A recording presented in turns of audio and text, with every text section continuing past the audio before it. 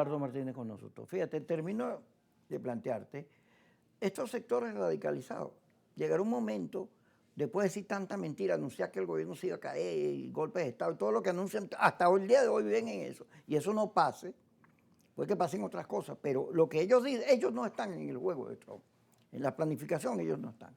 Entonces, puede que esos sectores entiendan que después de 26 años, las salidas de fuerza, las conspiraciones, las intrigas, siendo nosotros civiles, que eso no tiene sentido.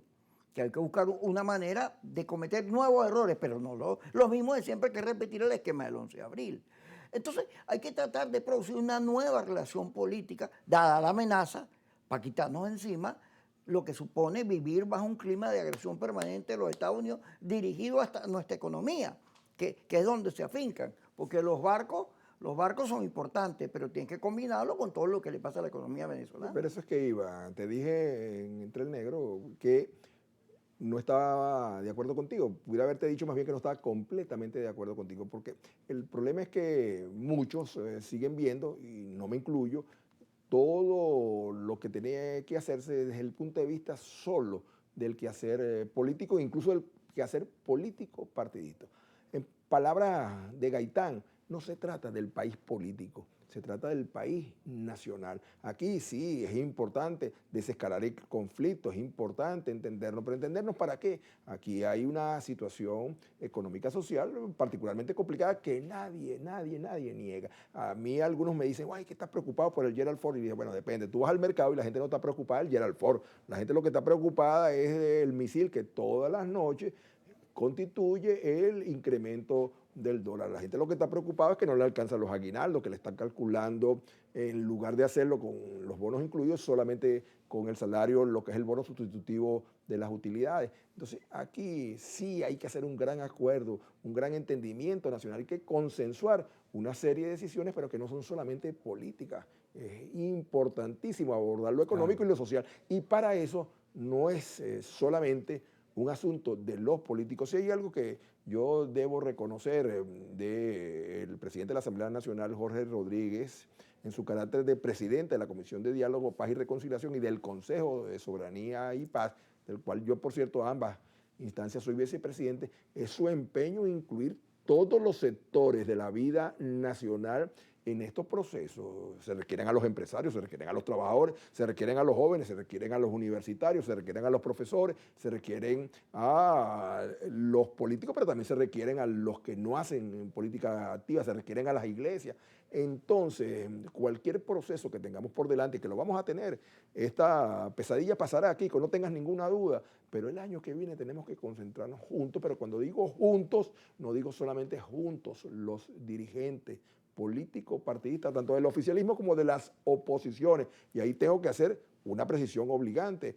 Hoy, ayer, no sé si mañana, no hay una oposición en Venezuela. Hay varias oposiciones con visiones distintas y en algunos casos con dificultades de comunicación superior a las que hay entre algunas de esas oposiciones y el oficialismo. Entonces aquí tenemos que entendernos, pero ir más allá del país político.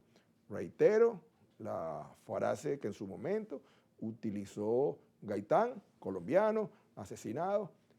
Lo más importante para garantizar el mejor mañana, en este caso de Venezuela, es entender que es el país nacional el que tiene que estar en estrecha unidad, adelantando todo lo que se requiere para que Venezuela sea, que puede serlo, de los mejores países del mundo. El gobierno de Petro declara hoy que dadas las declaraciones ayer de Trump, donde iban por tierra y no especificó No, que sí Colombia... sí especificó. Bueno, donde están los narcos. Incluyó incluso a Colombia. a Colombia. Claro, a eso iba. Entonces el gobierno colombiano pone en alerta a la comunidad latinoamericana a defender la soberanía y la identidad de nuestros pueblos. Fíjate, en Colombia el proceso de paz que logró Santos se logró primero porque la sociedad completa, el país nacional, ya que nombras a Gaitán, es decir, la guerrilla, los empresarios, los cantantes, todos entendieron que había que sacar a Colombia del conflicto, porque donde quiera que llegaban, los colombianos eran vistos como si fueran hijos de Pablo Escobar o de la guerrilla o del conflicto o de la violencia.